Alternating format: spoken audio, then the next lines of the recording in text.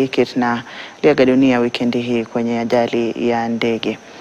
Naam, tukiangazia taarifa nyingine, katika wiki za hivi karibuni wameonekana wakiwa na umoja, wakihudhuria mikutano ya hadhara pamoja na kuonyesha mshikamano kuelekea uchaguzi mkuu wa mwaka 2027. Lakini jambo kubwa linalowakabili ambalo linaweza kuamua hatima ya umoja wao ni mfumo watakaotumia kumchagua mgombea mmoja wa urais, swala ambalo bado hawajakubaliana. Mkutano wao wa pamoja ambao ulikuwa umepangwa kufanyika tarehe 12 Februari uliahirishwa kutokana na kile kinachosemekana ni kuwa kutokubaliana. Mwanahabari wa masuala ya siasa Grace Ng'ang'a anaarifu zaidi. Kuanzia mikutano ya pamoja hadi kushiriki majukwaa moja, muungano wa upinzani umejitahidi kuonyesha umoja, huku mbio za mwaka 2027 zikianza kushika kasi. Lakini nyuma ya pazia, vyanzo vinaeleza kuwa mijadala ya ndani kuhusu namna kumchagua mgombea mmoja wa urais imesababisha kuahirishwa kwa mkutano muhimu wa mikakati uliokuwa ufanyike tarehe 12 Februari. Nimesikiza kila mtu anasema wanataka Kalonzo. Kila mtu anataka Kalonzo, anataka Kalonzo. Sasa wewe maneno scientific sasa hizo ni vitu gani unatuletea? The beauty is we have enough pool to pick from. The tragedy would have been, out of all these, there's nobody who can be president. Taarifa zinaonyesha kuwa tatizo kubwa ni mfumo utakaotumika kumpata mgombea wa muungano.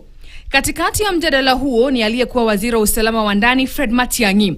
Vyanzo vilivyo karibu na mazungumzo hayo vinasema Matiang'i anapendekeza kile kinachoitwa mfumo wa kisayansi, yani njia inayopangwa vizuri na inayotegemea takwimu kama kura za maoni, nguvu za uungwaji mkono katika maeneo mbalimbali na uwezo wa kushinda uchaguzi.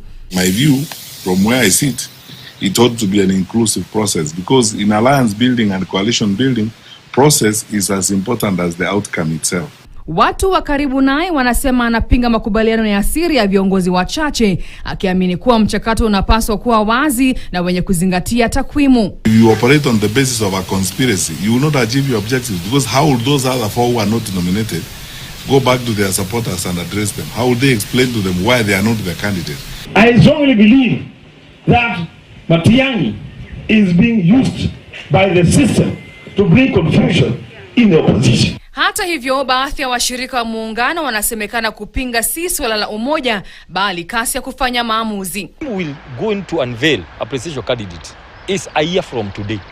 We are talking about March, April, May next year. There was nobody who was going to be picked on the boardroom. By the way, the people as we move on, they are the ones who are helping us to gauge who is likely to be the candidate. We are not going to unveil one person, one man show. We're going to unveil a team. Wengine wanasema vyama kadhaa bado havijafanya mikutano yao ya kitaifa ya wajumbe NDC, ambako vinatarajiwa kumtangaza rasmi mgombea wao wa urais. We have not even done our NDC to endorse the Honorable Rigathi Gachagua as a presidential candidate. That's why this thing is too far. And you never know, others will come by. Yeah?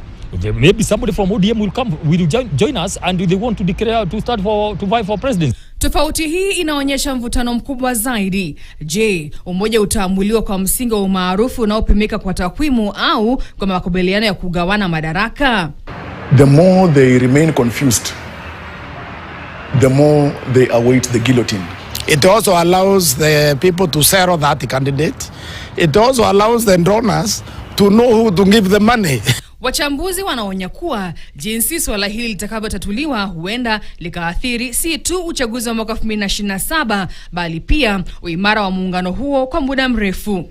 Aidha, wachambuzi wanasema ingawa mwaka 2027 bado inaonekana kuwa mbali, ni muhimu mgombea julikane mapema ili Wakenya wapate muda wa kumfahamu na kutathmini agenda yake.